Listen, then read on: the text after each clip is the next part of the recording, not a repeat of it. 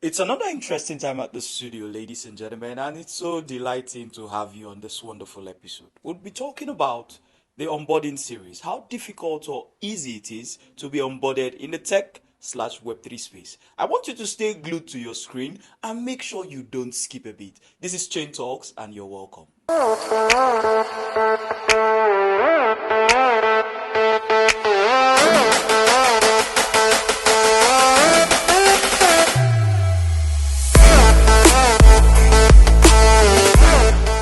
With me in the studio today is another interesting personality. You should know by now that I give you the best of the best personalities on the show. And this time, since it's the onboarding series, we have one of our instructors here at Chain Industry, and she's delighted to share her experience, how easy or difficult it was for her to be onboarded in the Web3 ecosystem.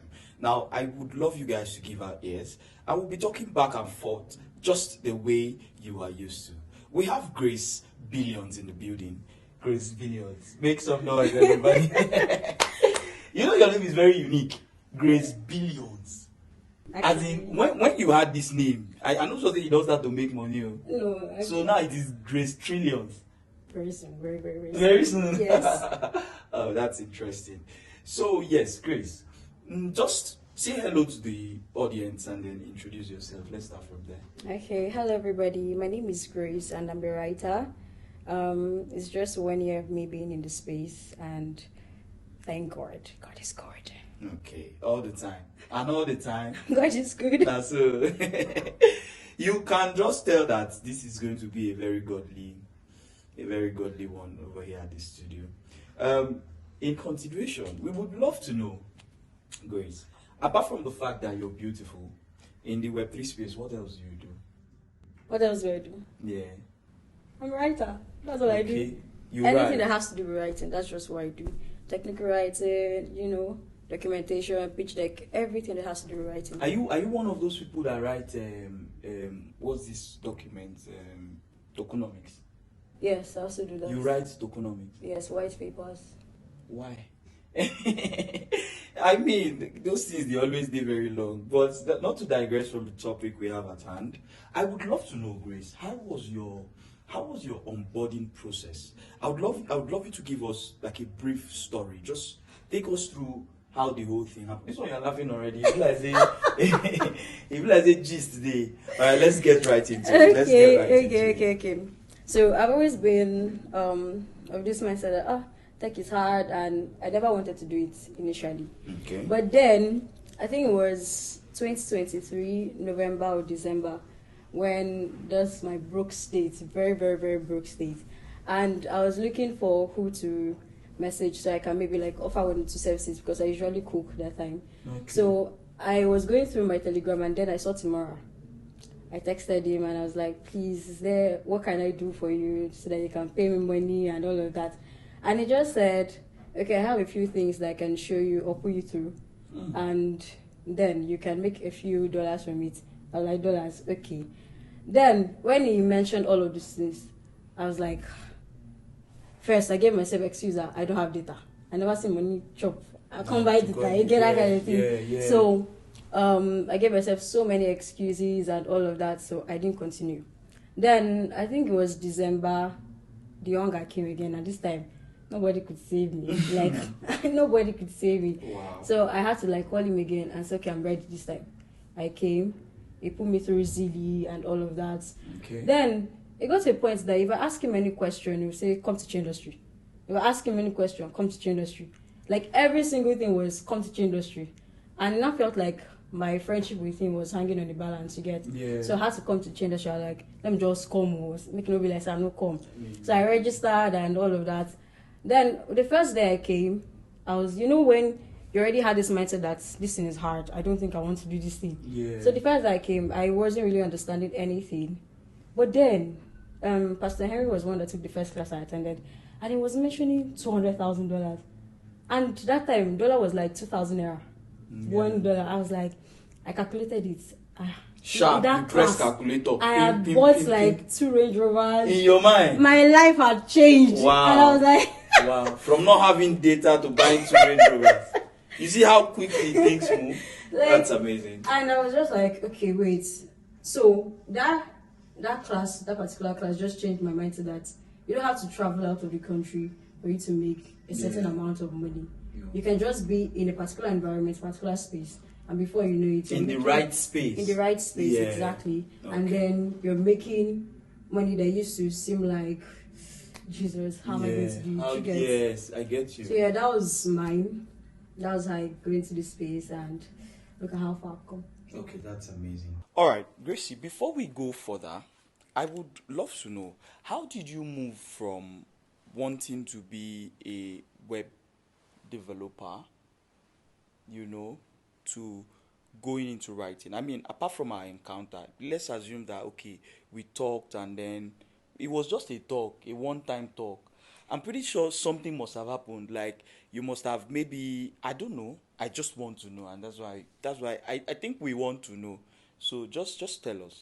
Okay, so from our conversation that day, I had to sit down and, should I say, count the cost. Okay. Okay. And I knew that web development is actually interesting. I found it really interesting. And I like when something looks hard a bit. You get, because when you're doing it, you'll be like, this woman is doing web development, that kind of thing now. So after we had that conversation, I just sat down and like, okay, this is going to take a very long time to learn, and I want something that I can make money from. So from secondary school, I knew that I had always liked writing. Those essays they'll give us now, write 500 words, all those kind of things. No, yes, I know it, but I cannot relate. I don't write, so. Okay, so yeah. Yeah, you're trying to sound like we were in the same background. We were doing, me and you, they argue for fair. No, it wasn't me, man. Now we the drum window. We were those boys they used to bring and flog every time during the assembly. I'm sorry, but I cannot relate. Okay, so for my secondary school, I knew I'd always liked writing. Oh, amazing. So, it was April. Oh, yes, April. I got a job where, okay, now this job was that of a technical writer. Okay. I had not written anything technical. Besides, we just got into this way like January, and we're still in the basic class kind of thing. So. When I had that interview and the man was like, okay, so can you do this? This thing now. Yeah. I'm like, don't worry, I can handle it. I did not know nothing. I wasn't really learning anything on the meeting. Wow. It was tomorrow and Kelly that I decided writing notes for me. Yeah. But then that particular job was just the starting point for me. For you. I learned everything that I know right now. Okay. I learned it from that particular job. You learned on the job? On the job. Wow. Every single thing. Because from writing technical documents, they moved to, write pitch deck. From there, they asked me to write white paper. From there, it was just from one level of growth to another. In 2 months, I could say I had written almost everything that you can imagine in the space. By working with those people. Wow. And then, that same month, when I got that job, I got another one. And I started putting my work online, on Twitter. Yeah. I participated in a thread contest. I got another job from that thread contest. Wow. And that's how it has been till now. So now I just, should I say I work based on recommendations. Oh, she can do this. I don't even apply for jobs again. Wow. So that's amazing. So before we go to the next question, there was a time where you said if you made money in this space, you were going to take care of me. So I don't know if that's still in the whole thing or... Yes, why not? So all the money where you don't make this, you never... It's you are the one that is busy. Oh, really? Yes. So, ladies and gentlemen, I'm too busy to enjoy someone's money. God forbid. I will unbusy myself. From now, we must eat that money together. No problem. Amazing. So, I have one question for you, and this is not for me, it's for the audience. And it's the same question as I've asked, other of your colleagues over time. Do you think that a lazy person can make it in this? You fell laugh. Okay. Jesus. Ha.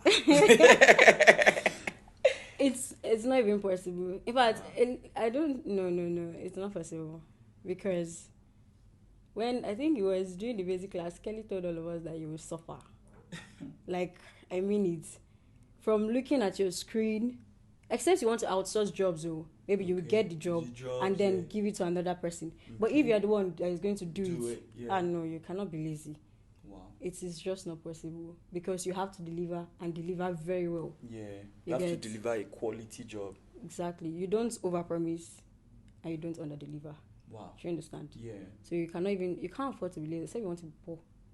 Okay. Now, would you say that comparing your growth and how far you've come in the space to other persons you started with, would you think that you were a bit favored? Like, I mean, I'm pretty sure that you were in chain 7, right? I'm pretty sure that it's not everybody in chain 7 that have maybe been able to get to this height in this space. What would you think is a factor that has propelled you a bit further than, most of your colleagues? Okay, I'll say the G factor. That's God. God. If you remove God from grace, I'll be Yeah. running an empty race. Chai! Ladies and gentlemen, I told you guys this was going to be a very God-filled and gospel podcast. Before we leave here, someone is going to speak in tongues. And I'm guessing it's going to be me.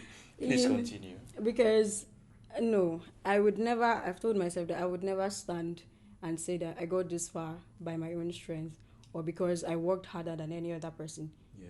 You get? Yeah. Because from when I started, I told you the first job, I didn't even apply for it. It was recommendation when the person knew that I cannot do this thing. Yeah. And from there till now, I have not applied for a single job. Okay, the one I applied for Base. To work with Base ecosystem, like their blockchain. And I got the job recently. Wow. Can you imagine? So I would not say I can imagine.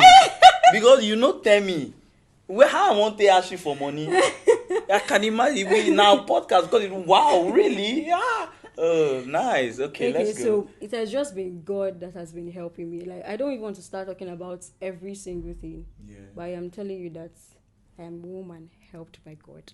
Wow, that's amazing. Ladies and gentlemen, it's so interesting to note that it's interesting to see people give God all the glory because sometimes we get so engrossed in our own work that sometimes we think that it is by our own doing. But from what she has said, it is obvious and it is very visible that the G factor cannot be taken away from the hustle. And that's a beautiful thing. Now, I would love you to say a thing. I would love you to say a word of encouragement to your... Is it a word of encouragement? I want you to say something to your junior self. If there's something you feel you could have done differently, right? Being where you are now, if there's something you think your younger self would have done differently, and then this is also you saying this thing to your future self. So it's more like a combination, right? So I would have gone first, but I've exhausted all the things I wanted to say on the other podcast series. So you go.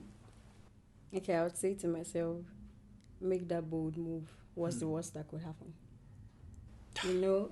I used to be scared of, people say, people now be thinking that maybe I'm desperate for this job or something. But now I'm doing it, I'm like, what's the worst that could happen? They say no, then what next? We move on. I'm not taking no for an answer. Wow. Do you get? So that's just what I would not...